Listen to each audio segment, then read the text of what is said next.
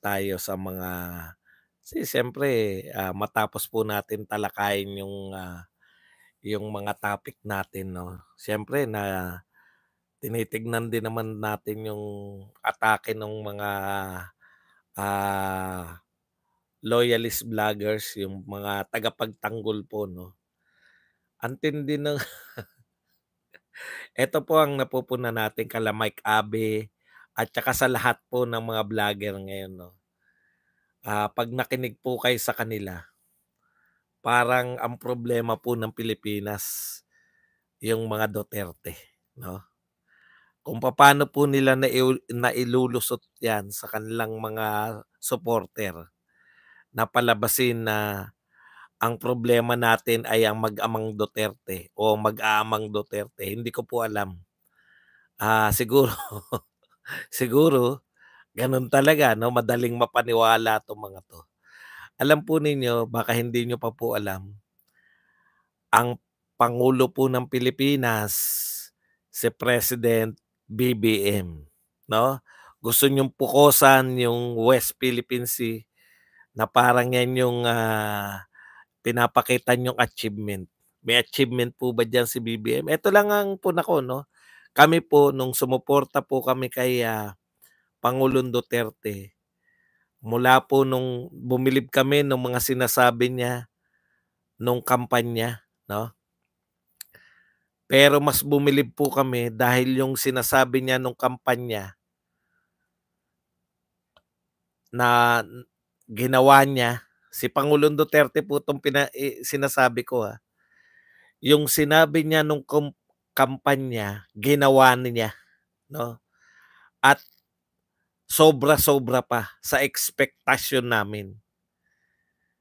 Yun po, 'no. Eto pong, administrasyon na 'to, bagamat na ay, palibhasa napakaraming tagapagtanggol na mga vloggers, bahala na mga vloggers magtanggol.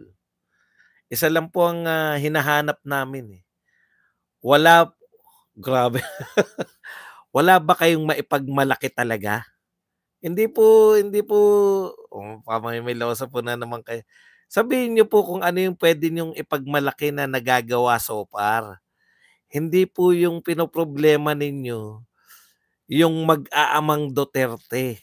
Dahil wala pong Pilipino na maniniwala sa inyo na ang problema ng Pilipinas ngayon ay mag-aamang Duterte. Natapos po si Pangulong Duterte, pinakamataas, ang rating sa lahat ng presidente, 'no? Kung wala po kayong maipakita, maipagmalaki na proyekto ng inyong pangulo,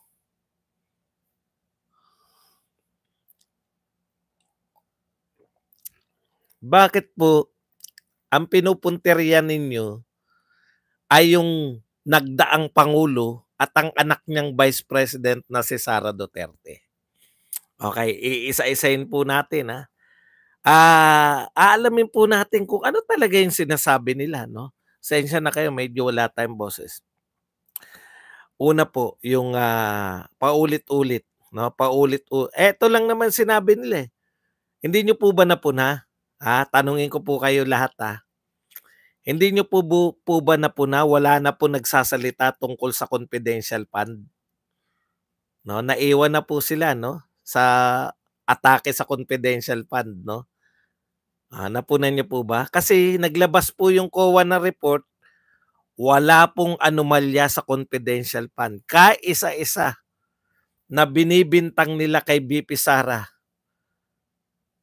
Baka nakaligtaan po ninyo, wala na po silang maibabatikos sa confidential fund dahil mga bugok, Tinanggalan nila ng confidential fund, 'di ano pa ibabanat niyo, wala ng confidential fund. Dapat alagaan nila 'yun 'no, hanggang huli. Mahihina utak, pinatanggal kaagad. Hindi nila puwedeng tira-tirahin yung pinatanggal na nila. Ikalawa, naglabas na po yung COA, wala pong anomalya sa confidential fund. Eto po ang binabanat nila ngayon. May problema tayo diyaan sa West Philippine Sea. Sino po problema natin? China. Tinitira yung ating mga barko, hindi po natin 'yan. Tatanungin niyo po ba ako kung ako po ay, sang-ayon sa ginagawa ng China? Hindi po, 'no, pangit yung ginagawa ng China. Pero ano pong koneksyon ng mga Duterte diyan, 'no? Bakit niyo dinidiin yung mga Duterte diyan sa problema niyo sa China? Sino po bang pangulo ng Pilipinas? Sino po ba yung architect ng West Philippine Sea, lahat po ng mga foreign relations natin, yung Pangulo ng Pilipinas. 'Pag tayo nagkaproblema diyan sa West Philippine Sea ngayon, 2024, ang sisisihin niyo yung presidente from 2016 to 2022. Anong logic, 'di po ba? Ano ang logic na kung hindi niyo kayang lutasin yung problema sa West Philippine Sea, isisisi niyo sa dating ano, sa dating pangulo. Hindi ko po alam kung ano po yung logic. Ano po bang mali na naman tayo? Logic 'yan, eh. Okay. Ano po ang bakit ba ang daming bakit po ba ang daming ano, teka lang po, nahihiwagaan po ako. Bakit po maraming nagha-hide? Ano po bang nangyayari? Bakit niyo po hina-hide yung mga masasama po bang mga sinabi? Tignan nga po natin kasi alam niyo po, may kalayaan po rito, puwera na lang kung binabastos po ako, 'no? Kasi kung lahat tatanggalin natin, wala na matitira rito na nagsasalita. Ano po ba yung mga sinabi ng mga 'yan? Titignan ko lang, Okey. May mga hina-hide, eh. May mga naha-hide po na hindi ko maintindihan. Ano po ba yung sinabi ng mga hinide ninyo? Grabe po ba, minura po ba ako, binastos? Eto katulad nito si Ching, Domji Sputnik. Ano ba yung sinabi ni Ching? Grabe ba talaga? Kasi baka naman kaya natin sagutin mamaya, 'di po ba? Okay, balik po tayo. Ba O 'pag mga nagmura lang 'yan, puwede niyo talagang tanggalin. Okay, balikan po natin, 'no. Ano po yung, hinahanap nila? Bakit po sila galit na galit sa mga Duterte? Bakit po ang eto po kasi ang point, eh, nung panahon po ni Duterte, ipinagmamalaki po ganito po nangyari nung panahon ni Duterte, tayong kaming mga vlogger, ipinagmamalaki po namin yung mga ginagawa ni Pangulong Duterte, 'di ba? War on drugs, pinagmamalaki po namin 'yun, dine-defend namin 'yun, 'di ba? Inaatake 'yan ng mga dilawan, kakamping, dinedepend po namin. Kami pong mga Duterte supporters, dinedepensahan yung war on drugs. Dinedepensahan po namin yung build. Yung pagtatayo po ng malalaking istruktura kasi binabanatan din nila, makakain ba 'yan? Ganyan po yung mga banat nila, eh. Makakain ba yung mga tulay na 'yan? Dinepensahan po namin yung paglilinis ng ah, dolomite. Si dating basuran, sabi nila, si pa so ibig sabihin ang pagdepensa po namin sa pangulo noon nung kami po yung nasa poder, si Pangulong Duterte po yung nasa poder, sinisiraan po yung mga proyekto ni Pangulong Duterte, 'no? Sana nakikinig po kayo, 'no? Kahit po kayong mga loyalista, sana makinig po kayo, 'no? Ito po ang trabaho namin, ipagtanggol si Pangulong Duterte. Sinisiraan yung mga proyekto ni Pangulong Duterte, pinagtatanggol namin yung mga proyekto ni Pangulong Duterte. Sinisiraan yung war on drugs, pinagtatanggol namin yung war on drugs. Sinisiraan yung build, pinagtatanggol namin yung build. Sinisiraan yung mga paglilinis sa Manila Bay, paglilinis sa Boracay, pinagtatanggol namin yung mga paglilinis sa Boracay, paglilinis sa Manila Bay. Ibig sabihin, meron po kaming pinagtatanggol na proyektong ginagawa. Kayo po, ano po pinagtatanggol ninyo? Kayo na po ang nasa posisyon. Bakit po nung nasa posisyon po ang mga Duterte, inaatake yung mga Duterte, pinipersonal sila, mga mamamatay tao yan si Digong, nananapak yan si Sara Duterte. Kasi sila nasa posisyon. Pinagtatanggol naman namin yung mga Duterte dahil sinisiraan eh. Eh kayo po, kayo na nasa posisyon, kayo pa umaatake sa wala sa posisyon. Hindi ko makuha eh. Ano yung problema po ba ng Pilipinas ngayon, mga Duterte? Ibig po ba sabihin, halimbawa po, yung mga Duterte naroon na lang sa Davao o nag-abroad o nawala na sila, napunta na Siberia halimbawa, nawala sa Pilipinas. Ibig nyo pong sabihin, bumaba na yung presyo ng bigas? Bababa po yung presyo ng bigas pag nawala po yung mag-aaman Duterte? Ibig nyo po ba sabihin pag nawala po yung mag-aaman Duterte, hindi na po tayo peperwisyuhin ng China sa West Philippine Sea? Ibig niyo sabihin pag nawala na yung mga mag-amang Duterte, nalutas niyo na yung problema ng ang dami po nagraraling mga jeepney driver eh. Dahil kabuhayan nila eh. Ang laki po. Ito po, mula po nung kay Pinoy, wala na po ako nakitang malaking rally kay Duterte. Ngayon na lang po uli. Sabay-sabay na po yung problema ninyo eh. Ang focus nyo, atakehin si Duterte. Ang dami nyo pong problema. Sa totoo lang po, kino-compare ko po kung paano po kami naging tagapagtanggol ni Pangulong Duterte noon.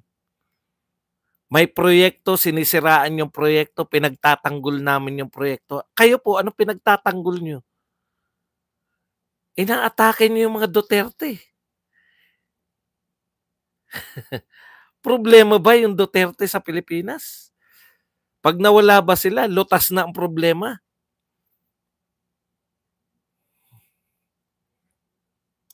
Bakit po ang aga ninyo? Ang gusto po ninyo yung papalit kay Marcos ay si Martin. Yung po ba malulutas niya yung mga problema ngayong 2024? Ang pinaghahandaan nyo lahat ay 2028? Tanong lang Tapos paulit-ulit sila dyan, pro-China, pro-China, pro-China. Ang binabato ko nga sa kanila ngayon, eto eh. Pro-China pala, bakit nyo niligawan? Pro-China pala, bakit nyo sinama sa Uniteam? O balak nyo na yan? Ligawan natin, pag pumayag, tablahin na natin dahil si Martin ang gusto nating maging presidente after 2020. Wala naman pong problema eh. Hindi naman naghahangad si VP Sara na endorse siya ni Marcos. Kung ganyan po ang presidente, negative factor po ang endorsement niyan. Nakita na po namin yung mga ganyang uri ng presidente. Parang si Pino yan. Pag nag-endorse, laglag ang i-endorse. Ipagtanggol nyo yung presidente nyo. Bakit umaatake kayo?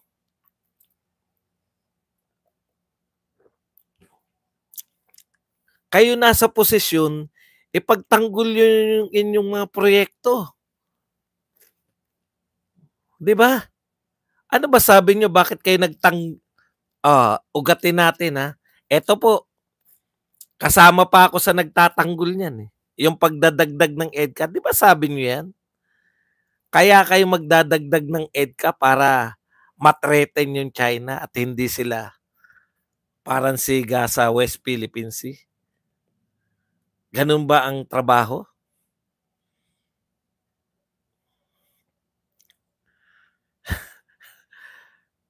Sa tingin ko kaya lumala tong problema natin dahil diyan sa pagdadagdag nyo ng EDCA na yan. Nagalit yung mga China eh.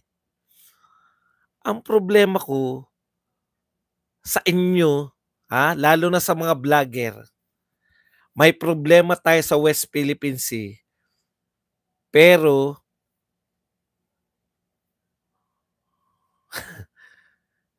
ano, atake sa Duterte ang solusyon niyo? Atakihin natin ang mga Duterte, yan ang solusyon. Mataas ang presyo ng bilihin, atakihin natin ang mga Duterte. Walang pumapasok na investor o konti lang ang pumapasok na investor, atakihin natin ang mga Duterte. Ipagmalaki natin na nagbabayad tayo ng utang. Walang maipagmalaki, pati pagbabayad ng utang. Real talk po. Ano po ang dalawang bagay, no? Ano po ang dalawang bagay na pinagmamalaki ninyo? Pumasok yung 4 trillion na pledges, 91% pala pledges lang yung 4 trillion.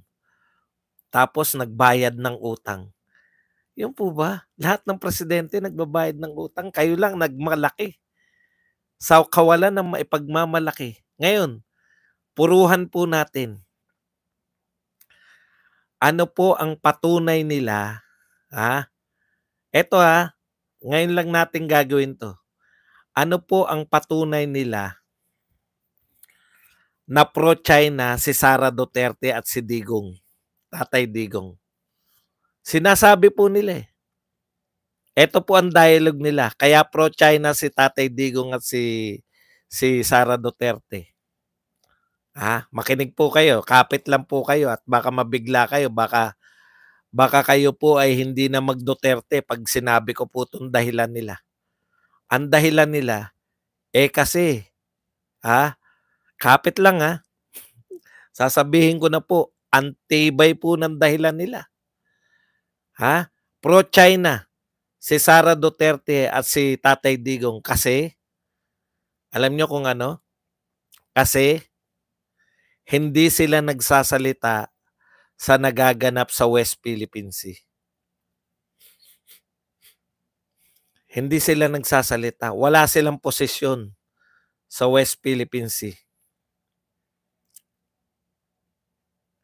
Ang tanong, meron ba silang posisyon na inayunan nila yung pambobomba ng mga China laban sa ating mga sundalo? Pinaburan po ba nila yung China laban sa ating mga sundalo?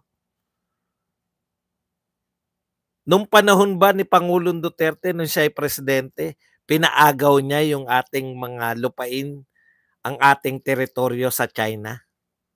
Meron po ba naagaw na teritoryo nung panahon natin, nung panahon ni Pangulong Duterte? Wala po. Wala palang naagaw. Hindi pala pinaagaw, hindi pala pinamigay, hindi po. Sa panahon ba ni Duterte, hindi nakakapangisda ang mga mangingisda? Nakakapangisda po. Pero nung panahon ng Pinoy, hindi nakakapangisda. Hindi nakakapangisda. Pero nung panahon ni Duterte, nakapangisda na. So, ibig sabihin, nung panahon ni Duterte, dahil sa pakikipagkaibigan niya sa China, nakapangisda sa dating pinangingisdaan yung ating mga mangingisda? Opo. Pwede naman pala yung estilo ni Duterte. Wala tayong gaanong problema.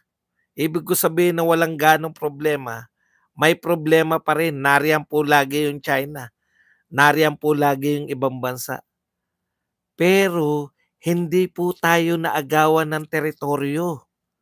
Opo, hindi po tayo naagawan ng teritoryo. So, ibig sabihin, pwede ka palang hindi makipagmatigasan, pero hindi ka pa rin maagawan ng teritoryo. Opo, ang tawag dyan, diplomatic relationship. Iba't ibang uri po yung diplomatic relationship. Yung maniniga ka, minsan magmumura ka, minsan mumurahin mo yung presidente, minsan nakikipagkaibigan ka para po proteksyonan yung ating interes. Eh, bakit nila nasabi na pro-China si Digong at si Sara Duterte?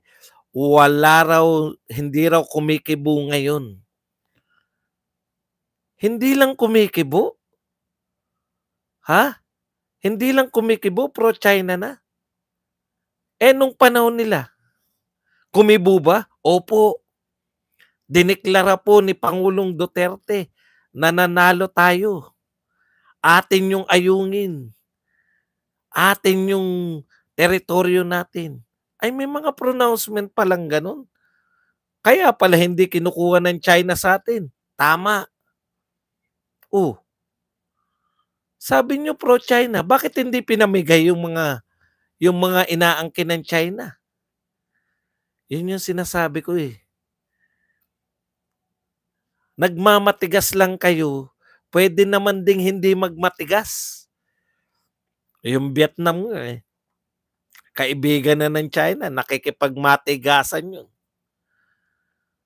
Okay. Eto lang ha. Kung ang dahilan po nila ay tahimik si Sara Duterte sa West Philippine Sea, bakit kaya tahimik? Kasi nga hindi siya ang presidente. Alam kasi ng mga Duterte na presidente ang chief architect. Eh, palusot mo lang yan, Badong. Anong palusot mo lang yan, Badong? O, sige po.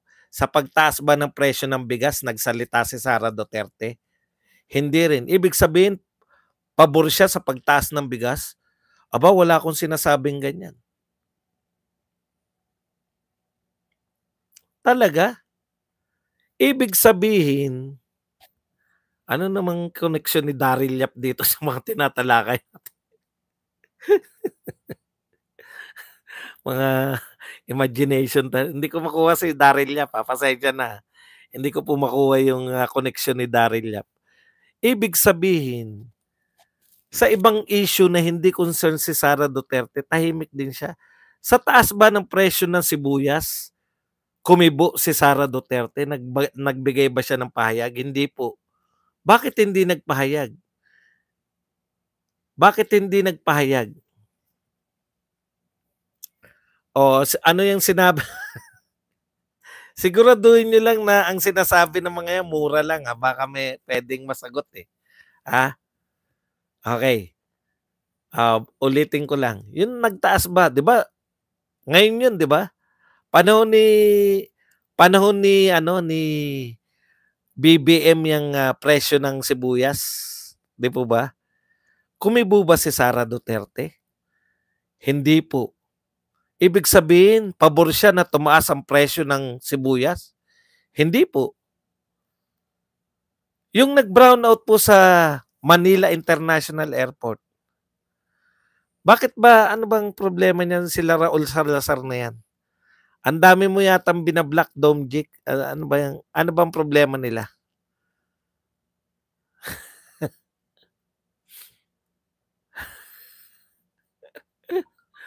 Mura kasi kayo na mura eh. Kaya kayo nabubura eh.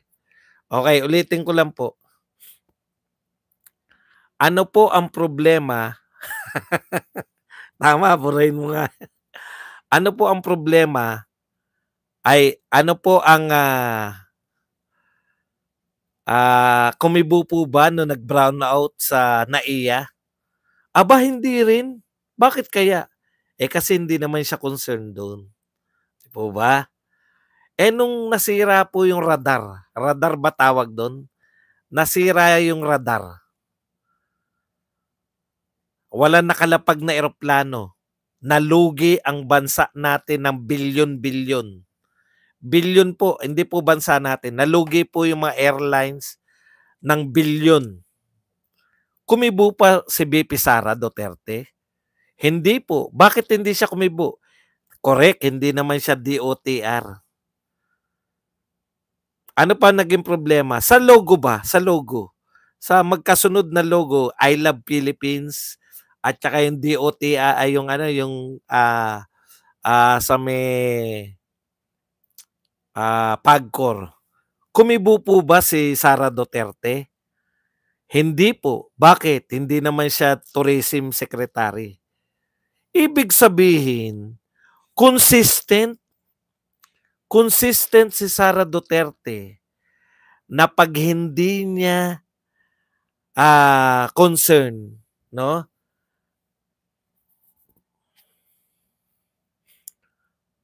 kung hindi niya concern, hindi siya kumikibo.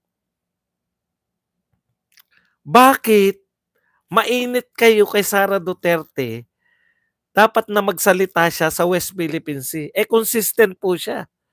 'Pag hindi niya trabaho, hindi niya po pinakikialaman. Gusto niyo po bang makialam si Sara Duterte sa mga trabaho ng pangulo? O yun po ang tanong ko sa inyo, 'no? Yun yung real talk natin, eh. Ang dami nangyaring kapalpakan sa Pilipinas. Hindi rin po nagsasalita si Sara Duterte dahil alam niya pong igalang yung gobyerno marunong po siyang gumalang sa presidente. Kasi nakita niya po yan, eh. May dating, Vice President, thank you very much kay Miss Eddie M. na naging member, nagpa-member po sa atin. Okay. Nililiwanag ko lang po, nakita po ni Sara Duterte yan, na yung dating Vice President, si Leni Robredo, lahat ng panyanyari meron siyang sinasabi. Di po ba? Palibasa, napasukan kayo ng mga dilawan, kaya ang gusto ninyo, dapat dilawan din si Sara Duterte. Ano kaya mangyayari pag nagsalita si Sara Duterte? Real talk po. No? Ano po ang nangyayari kapag si Sara Duterte ay nagsalita kaya? Babanata na naman nila. Sasabihin naman nila, putya, presidente ka ba? Daig mo pa presidente. Nakakagawa po sila. Eto po, wala silang masabi. Kasi hindi nagsasalita si Sara Duterte. Inaakusahan pa rin nila ng pro-China. Ang tanong ko, babalik ko naman sa inyo. Meron na ba kayong narinig na pahayag ni Sara Duterte na pinaboran niya yung China laban sa Pilipinas? Yun po yun, eh. No? Ang hirap nyo pala. Daig nyo pa yung mga dilawan. Alam nyo pa yung mga dilawan, yung akusasyon kay Pangulong Marcos? Mas may sense pa yung akusasyon, eh. Alam nyo ba akusasyon kay Pangulong Marcos ng mga dilawan? Thank you very much kay Miss Eddie M sa pagbibigay po ng 500 pesos na pangkape.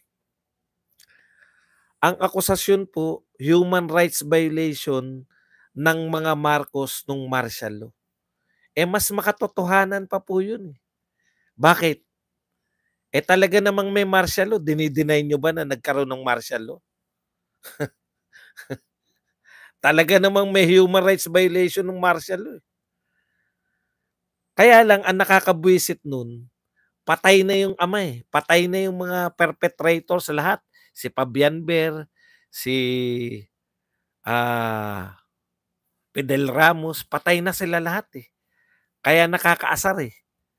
Kasi ibig nyo ba sabihin yung ginawa ni Marcos, dapat si Bongbong ang di walang katapusan, maski si Sandro pa rin, sisisihin nyo. Kaya ako naaasar sa mga dilawan. Pero naganap po yung martial law.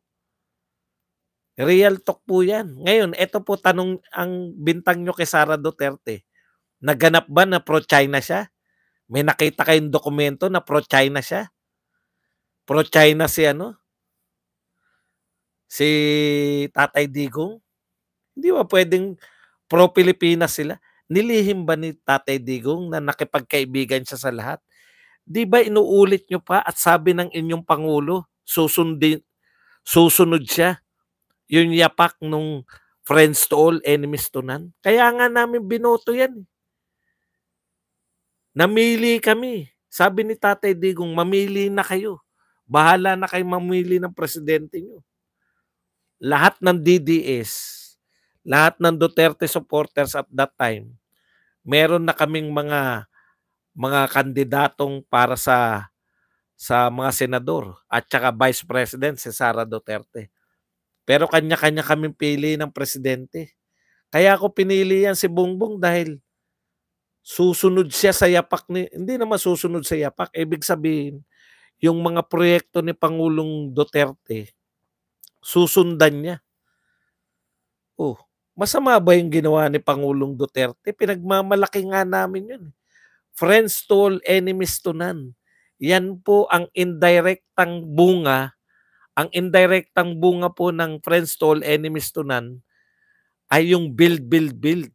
Sangkatutak po yung pumasok na kapital sa Pilipinas. Sangkatutak po.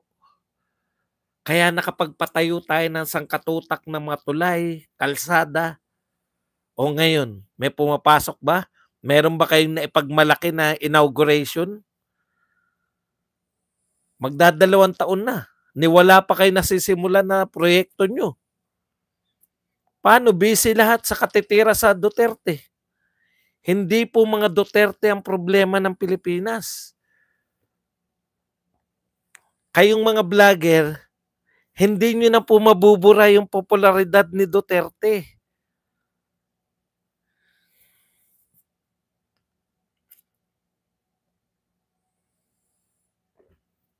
Mabubura nyo pa ba yan? Yung popularidad ni Pangulong Duterte? Hindi nyo na mabubura yan. Naranasan na namin. Tapos na siya eh. Pwede nyo bang itokis yan? Tapos buburahin nyo lahat? Hindi po pwede yun. Ngayon kayo gumawa. Ang ipagmalaki ninyo yung proyekto. Walang mangyayari kay BBM pagka banat lang kayo ng banat sa isang popular na Pangulo. Kala nyo may makukonvert kayo na mga Duterte supporters? Ginawa na po yan nila Lenny. Let me educate you. Wala pong, kaya ganun kayo kabugok eh. Yung ginagawa nila Lenny ng mga dilawan at kakamping, inuulit nyo ngayon. Sinisiraan nyo lang si Duterte, si Sara Duterte, hoping na sa paninira nyo kay Sara Duterte, kahit wala kayong proyekto, ang dali lang oh. 'Di ba? Ang dali lang po eh. Mahalin ng mamamayan. Gumawa po kayo ng proyekto. Marami na po nagawang project si BBM. E di ipagmalaki nyo. Bakit hindi namin alam? Nilihim nyo? Ang pinagmamalaki nyo, 4 na trilyon. Pumasok. Nagbayad kami ng utang. Ipagmalaki nyo, kaya nga kayo nariyan, yung mga vlogger.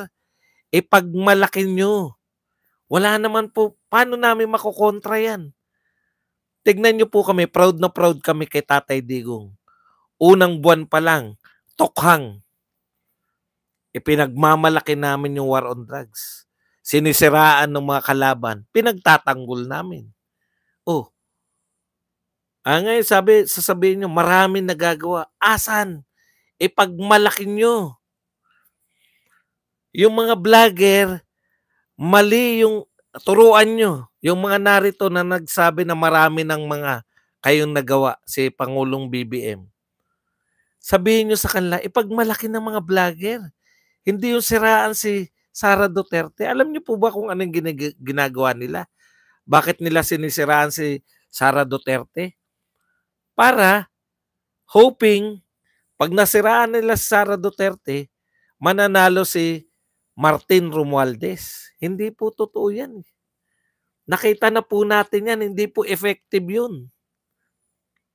Matagal nang ginagawa ng madilawan yan, kakamping. Hindi po sila nananalo.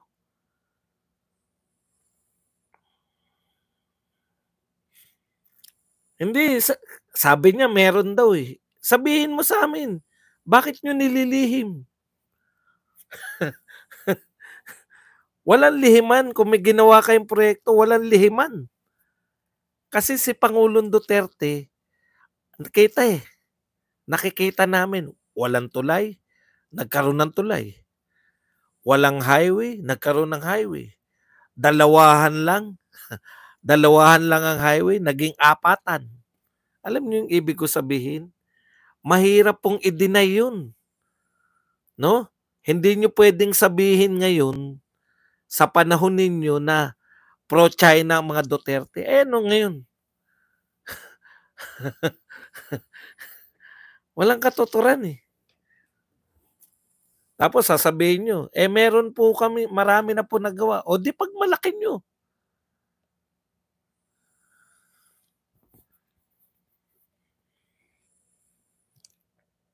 Kami kasi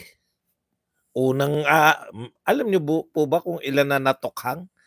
Milyon. Ang ibig sabihin kasi ng tukhang 'di ba katok? Eh, salitang Bisaya nakalimutan ko na yung meaning.